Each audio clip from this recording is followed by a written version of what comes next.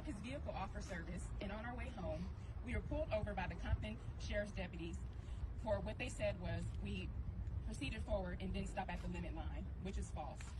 As I proceeded forward through the intersection to pull over, I was approached by a Compton deputy that tried to open my car door sight unseen. I closed my car door and I locked it. And I rolled the window down and asked why was I being pulled over. Within seconds, almost 7 to 9 sheriff's deputy vehicles descended upon the scene, and my husband immediately began filming the incident. And I do have full footage of this entire incident. To make a long story short, it's not unlike anything that we've seen before.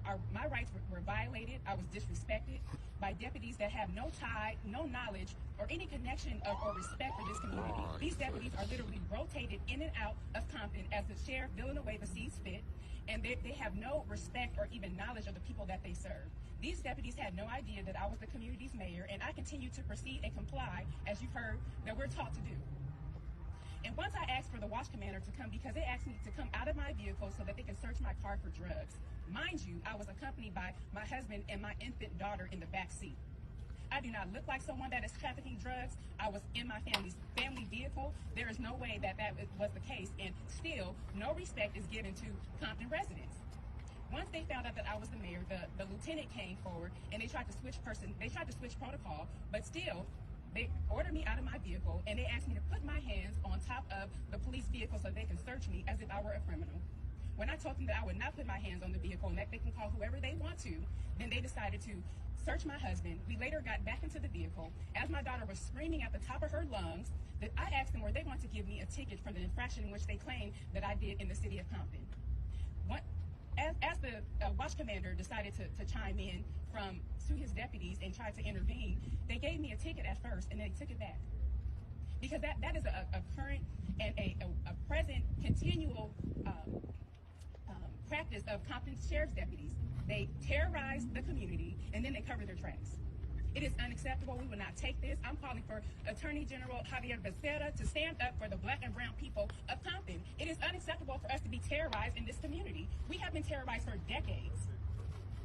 The magnitude is unmeasurable. This is a public health crisis. We are imposed and inflicted by PTSD in magnitudes that are truly unmeasurable and unthinkable. We will not accept this, and whatever we have to do to grab justice, we're going to do that. This is not the end. This is just the beginning, and we are demanding justice, and I demand for an answer from Sheriff Villanueva.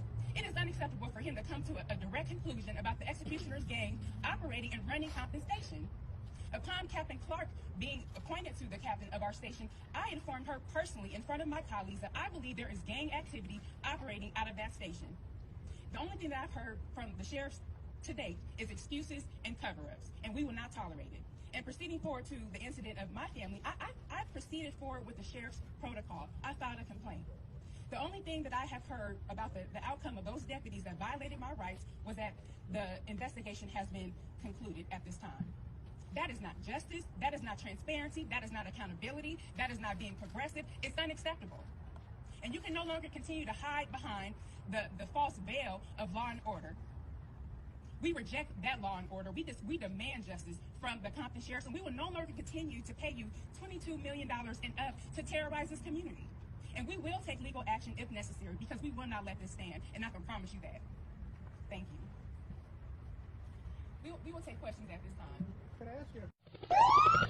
Grind face.